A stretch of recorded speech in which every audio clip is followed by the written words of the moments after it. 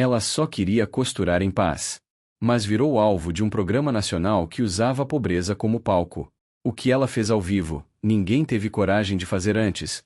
E o país inteiro parou para ouvir. Na televisão, os olhos dele brilhavam. Cabelo impecável, camisa branca levemente aberta no colarinho, o microfone preso ao peito. Por trás, uma viela mal iluminada, com paredes descascadas e o eco de uma comunidade inteira tentando parecer grata. Ele estendia uma cesta básica com a mesma expressão que usaria ao entregar um troféu. Sorria para a câmera, não para quem recebia. Era só mais uma cena no reality que misturava pobreza com espetáculo, onde milionários competiam para ver quem era o mais generoso entre eles.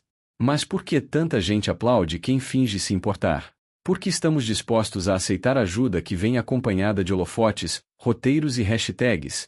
Talvez porque temos sede de esperança, mesmo que ela seja encenada.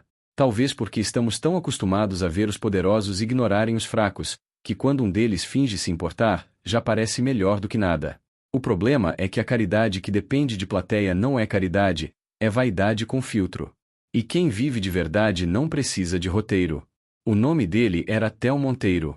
Filho de um banqueiro, CEO de uma startup avaliada em mais de $500 milhão, e um dos rostos mais populares do programa Impacto Real, reality show que jogava milionários em comunidades pobres com o desafio de sentirem na pele a vida de quem não tem nada.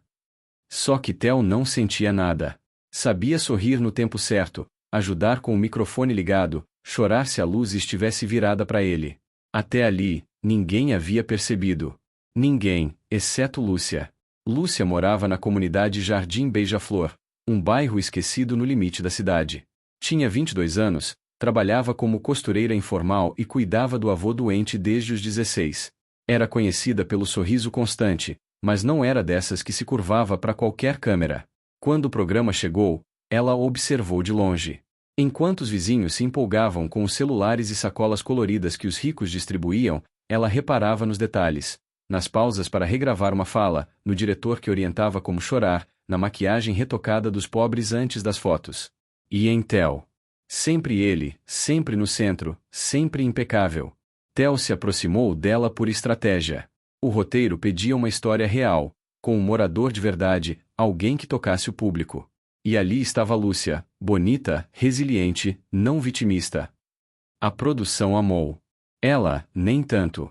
No primeiro contato, ele estendeu a mão com um sorriso ensaiado. Ela apertou firme e respondeu com os olhos. Ele tentou impressionar com frases prontas. Ela desmontou tudo com 3 perguntas sinceras.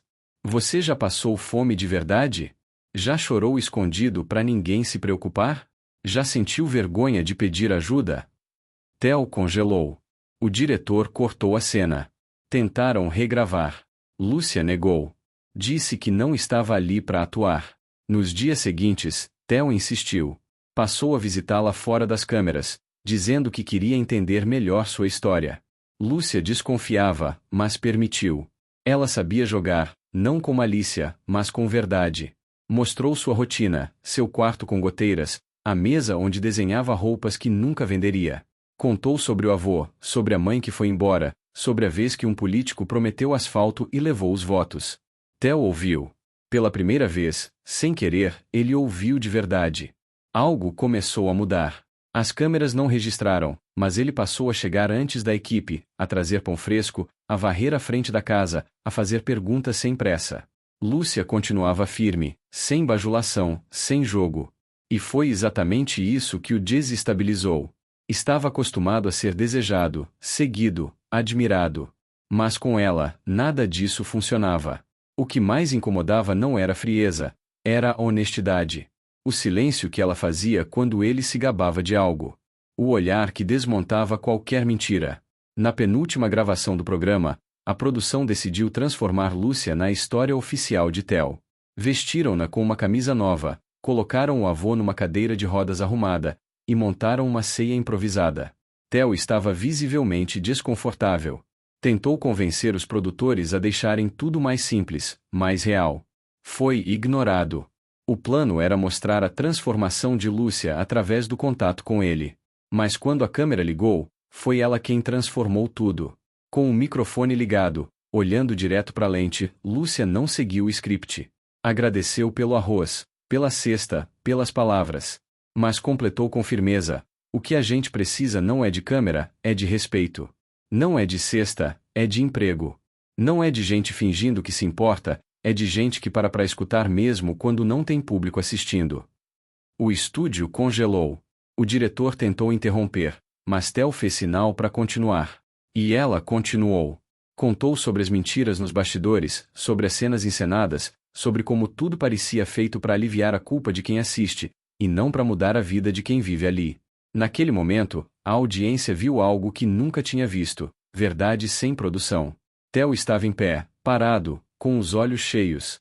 Pela primeira vez, a câmera não estava nele, e ele nem queria que estivesse. Quando o episódio foi ao ar, metade do país aplaudiu Lúcia. A outra metade questionou sua atitude. Ela não respondeu. Apenas seguiu com a vida, voltando à costura, cuidando do avô, e dizendo que não era atriz, nem santa. Só não conseguia mentir para agradar. Tel sumiu das redes por um tempo. Quando voltou, anunciou que estava fora da nova temporada. Fundou uma iniciativa silenciosa, sem nome, sem imprensa, que ajudava pequenos negócios como o de Lúcia a se manterem de pé. Não postou nenhuma foto. Lúcia continuou costurando, e sorrindo. Um sorriso que ele aprendeu a respeitar. Não porque era bonito, mas porque era verdadeiro. Era para ser o episódio de encerramento. O grande espetáculo da transformação. A produção chamava de O Milagre de Jardim Beija-Flor, um especial ao vivo, com plateia, celebridades convidadas e transmissão simultânea em 2 canais abertos. Tel, até então afastado da mídia, havia sido convencido a participar por contrato. Tentaram convencê-lo de que seria diferente, mais humano, mais honesto. Ele sabia que não seria. Mas não estava ali pelo programa. Estava por ela. Lúcia foi convidada com pompa. Carro preto na porta de casa, maquiadores, figurino escolhido pela produção. Disseram que ela seria homenageada. Que sua história havia tocado o país. Não contaram que ela seria colocada como exemplo de superação graças ao programa. E, principalmente, graças à participação de Tel. Quando ela viu o roteiro impresso, sentiu um frio no estômago. Era como se o programa quisesse apagar tudo o que ela disse antes, como se seu momento real tivesse sido apenas um ponto fora da curva que agora precisavam ajustar. Tel a viu chegando nos bastidores. Ela estava linda, mas o olhar era o mesmo de sempre, firme, desconfiado, sem tempo para besteira. Ele tentou conversar, mas ela só disse: "Você sabia disso?" Ele ficou em silêncio por alguns segundos. Disse que não, mas também não parecia surpreso. Lúcia entendeu o suficiente. Disse que entraria no palco, mas falaria o que fosse necessário. Tel assentiu. Ele também tinha algo guardado. O programa começou. Música animada, aplausos forçados, vídeos ensaiados. A apresentadora chamava Tel de o empresário do coração quente, enquanto exibiam cenas antigas dele carregando sacolas, sorrindo, abraçando crianças. O público batia palmas sem saber exatamente por quê. Em seguida, foi a vez de Lúcia entrar. A plateia se levantou. O país inteiro via a imagem daquela menina simples, agora maquiada, iluminada, como uma boneca enfeitada para caber num papel que não era dela. A entrevistadora iniciou com perguntas leves, sobre superação, fé e gratidão. Lúcia respondeu com a mesma delicadeza de quem segura um copo de cristal prestes a escorregar. Quando a pergunta veio, aquela que tentava amarrar tudo num laço bonito, ela respirou fundo. O que o programa representou para você, Lúcia? Ela olhou para a apresentadora, depois para Tel, e enfim para a câmera. Representou tudo o que está errado. A pobreza não precisa de holofote, precisa de respeito. Eu não fui salva por ninguém aqui. Eu não fui levantada por caridade. Eu só fui ouvida porque resolvi falar sem medo. Mas nem isso foi bem-vindo. Depois que falei a verdade, vieram me oferecer contratos, me mandaram calar a boca, pediram para sorrir mais e reclamar menos. Hoje, me vestiram, me maquiaram, me prometeram fama. Mas esqueceram de perguntar o que eu realmente queria. A plateia ficou muda. A produção, nos bastidores, tentava desligar o microfone dela, mas alguém que sabia o que estava fazendo, havia travado o sistema de som. Lúcia continuou. O que vocês veem aqui não é mudança, é maquiagem. Aqui tem gente que nunca entrou numa casa de verdade, gente que trata a pobreza como palco, e gente que ganhou dinheiro contando a dor dos outros como se fosse roteiro de filme. Hoje, eu não tô aqui para ser estrela de ninguém. Tô aqui porque cansei de ver minha realidade sendo vendida em troca de likes. O silêncio era pesado. A câmera hesitou. Mas não cortou. Então Theo se levantou. Tirou o microfone da camisa, olhou para o público e disse: "Ela tá certa. Tudo isso é falso. Eu participei sabendo que era show, que era encenação. Usei a pobreza como ferramenta de imagem. E só percebi o quanto isso é nojento quando alguém, como ela, me fez ver quem eu realmente era. O problema não é mostrar a realidade. O problema é transformar a miséria dos outros em entretenimento para aliviar nossas culpas." A transmissão foi encerrada no corte seguinte, sem créditos. Os patrocinadores sumiram. O canal tentou abafar o escândalo, mas era tarde. A fala de Lúcia viralizou antes mesmo de terminar. Cenas da gravação foram espalhadas nas redes por funcionários e técnicos da produção que decidiram, por conta própria, não se calar. Nos dias seguintes, o programa foi cancelado. Theo, que já vinha tentando se afastar da imagem pública, desapareceu da mídia. Lúcia voltou para casa com o rosto cansado, mas sem arrependimento. Continuou cuidando do avô, costurando vestidos e recusando todas as propostas de influenciadores que queriam contar sua história direito. Naquela noite, enquanto tomava café preto numa caneca lascada, ela olhou pela janela e viu algo curioso: vizinhos em roda, assistindo no celular o vídeo que já rodava o país. Nenhum deles a aplaudia. Mas todos escutavam. E, pela primeira vez, escutavam com respeito. O escândalo não passou rápido. Por semanas, os vídeos de Lúcia e Theo rodaram por todos os cantos da internet. O cancelamento do programa virou manchete, debates em programas de auditório e colunas de opinião. Influenciadores que antes elogiavam a iniciativa social do reality agora se afastavam publicamente. Canais que promoviam o formato excluíram os episódios do ar. Theo foi convocado a dar entrevistas. Recusou todas. Lúcia, por sua vez, manteve-se em silêncio. Não por medo, mas porque já tinha dito o que precisava dizer. Ela voltou à sua rotina.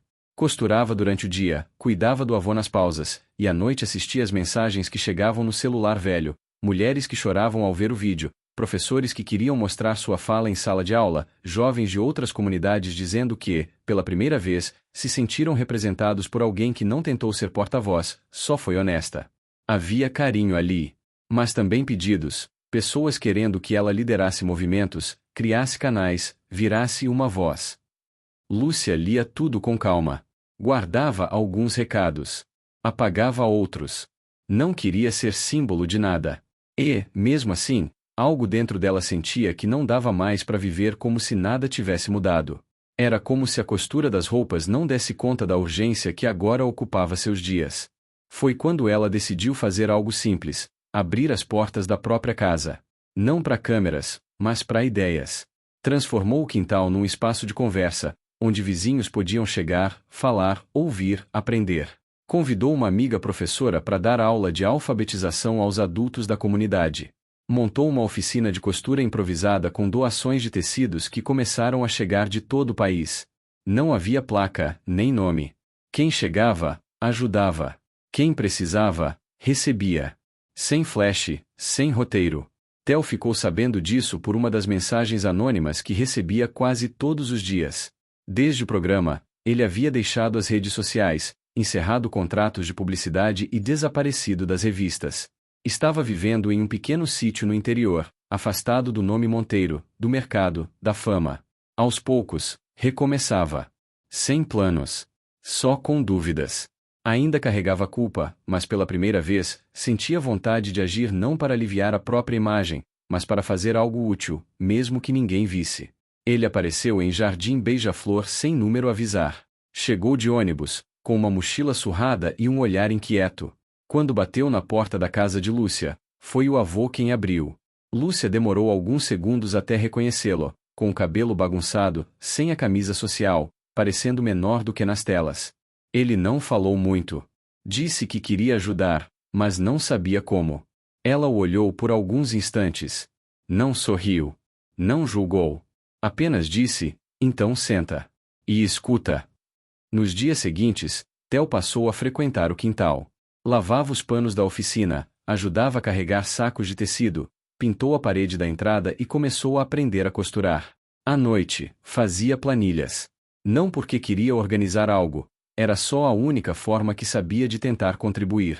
Lúcia observava de longe. Não precisava agradecer.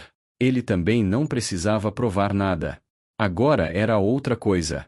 Não havia microfone. Só o barulho das agulhas, das risadas, das ideias que surgiam quando ninguém queria aparecer, só participar. Alguns meses depois, um pequeno centro de aprendizado nasceu oficialmente no coração da comunidade. Com doações anônimas e trabalho voluntário, o espaço cresceu. Gente que não era ouvida agora dava aula. Gente que era ignorada agora criava soluções. E Theo, que antes era só imagem, se tornava finalmente um homem que agia. Lúcia continuava sendo Lúcia. Cuidando do avô, costurando, recusando convites para palestrar sobre sua história. Ela sabia que aquilo tudo só tinha valor porque era real. E que, na realidade, não há palco, só chão. O impacto do que ela fez não vinha dos vídeos, mas das sementes. Nos becos e esquinas de outras comunidades, surgiam movimentos parecidos. Sem banner, sem patrocínio. Só gente comum ajudando gente comum, porque ouviram alguém dizendo que dava para fazer diferente. E Theo seguiu ajudando. Não virou santo. Tinha dias que ainda travava, errava, se perdia. Mas agora ele sabia onde se reencontrar, no quintal onde ninguém o tratava como celebridade, onde a verdade tinha espaço e não precisava de curtida. O centro comunitário já não cabia mais no quintal da casa de Lúcia. As oficinas cresceram, os cursos se multiplicaram, e agora havia até uma pequena sala de leitura montada com móveis reciclados, livros doados e colchonetes para quem quisesse descansar depois de aprender. A fachada continuava simples, sem placa. Só um portão verde entreaberto e o som de gente viva fazendo algo juntos. Lá dentro, ninguém usava crachá. Quem ensinava aprendia, quem aprendia ensinava. Tudo circulava. Lúcia se manteve do mesmo jeito. Preferia ouvir a falar. Era vista com admiração, mas nunca se deixou cercar por elogios. Sabia o peso que isso carregava. Já tinha sentido na pele o que era ser transformada em símbolo por quem não queria mudança, só conforto. Por isso, recusava todo tipo de homenagem. Se quiser ajudar, traga café e disposição, dizia. Era essa simplicidade teimosa que fazia com que tanta gente confiasse nela. Theo, por outro lado, mudou. Não no olhar, esse ainda carregava uma tristeza difícil de limpar, mas na postura. Falava menos, sorria mais, sabia o nome de todas as crianças que frequentavam o centro. Organizou um sistema de finanças popular, montou um fundo rotativo onde microempreendedores da comunidade podiam pegar dinheiro sem juros, devolver quando pudessem. Ninguém precisava provar nada. Se não devolvesse, não era cobrado. E, surpreendentemente, quase todos devolviam. A cidade, aos poucos, começou a notar. Mas dessa vez, não como um escândalo, e sim como um sussurro que se espalhava pelas vielas, pelos ônibus, pelas escolas. Em lugares onde antes só chegavam promessas, agora nasciam práticas. Outros bairros começaram a criar seus próprios centros, inspirados no que Lúcia havia construído. Mas sem copiar. Cada lugar com sua verdade. Era esse o impacto real, não formar seguidores, mas provocar movimentos. Certa tarde, uma equipe de documentaristas bateu à porta do centro. Queriam fazer um filme sobre Lúcia. Diziam que o mundo precisava conhecer sua história. Theo achou que poderia ser algo bom. Lúcia, não. Agradeceu a visita, ofereceu café, mas disse que não podia autorizar. Quando perguntaram por quê, ela respondeu com calma: porque eu não sou a história. O que muda o mundo não é quem aparece, é o que permanece. Eles foram embora com um bilhete na mão, escrito à mão por ela. Quem quiser saber o que acontece aqui, que venha. Que sente, que ouça. Mas que não traga roteiro. O tempo passou. O centro cresceu. O avô de Lúcia partiu numa manhã tranquila, com a mão dela entrelaçada à sua. As lágrimas vieram, mas também vieram lembranças suaves e silenciosas. Theo segurou sua mão no enterro, em silêncio. Não disse nada. E era exatamente o que ela precisava. No ano seguinte, sem alarde, ela recebeu um convite: participar de um congresso internacional sobre lideranças transformadoras. Theo leu o e-mail junto com ela. Era uma oportunidade imensa. Ela respondeu com uma pergunta: eles querem me ouvir ou querem me mostrar? Apagou o convite. Na porta do centro, uma menina de 9 anos, que antes passava o dia na rua cuidando do irmão menor enquanto a mãe trabalhava, agora lia em voz alta. Lia devagar, tropeçando nas sílabas, mas com os olhos acesos. Ao lado dela, uma costureira mais velha ensinava uma adolescente a cortar pano com segurança. E, encostado na parede, Theo observava tudo, de braços cruzados, com uma calma que antes ele não sabia que existia. A história deles nunca foi contada em livro, nem exibida num palco. Mas estava escrita nas paredes descascadas daquele lugar, nas pessoas que passavam e ficavam, nas mãos que aprendiam a criar, nas vozes que antes não tinham espaço e agora ensinavam. Certa noite, sentados no chão do quintal, com uma caneca de café e o céu aberto acima, Lúcia olhou para Theo e disse: "Sabe o que mais me assustava quando tudo aquilo começou?" "O quê?" Ele perguntou. "Que eu me tornasse uma versão deles. Que a fama me fizesse mentir bonito." Theo demorou um pouco para responder. Depois, disse: "E o que te salvou?" Ela pensou por um instante. "Eu não precisava fingir. A verdade já era suficiente. A influência deles não morava nos números, nas curtidas ou nas manchetes. Morava nos espaços que deixavam abertos para os outros entrarem. Era um novo tipo de força. Silenciosa, persistente, verdadeira. Um tipo de influência que não queria aplausos. Só mudança. E talvez, no fim das contas, fosse isso que o mundo mais precisava: menos heróis de palco. Mais gente comum disposta a não se calar, mesmo que ninguém esteja filmando. Se essa história tocou você de alguma forma, se te fez pensar sobre o que realmente importa, então ajuda o canal A Vida Conta a crescer. Se inscreve aqui, curte o vídeo e comenta aí embaixo o que você teria feito no lugar da Lúcia ou do Theo. Quero muito ler a sua opinião.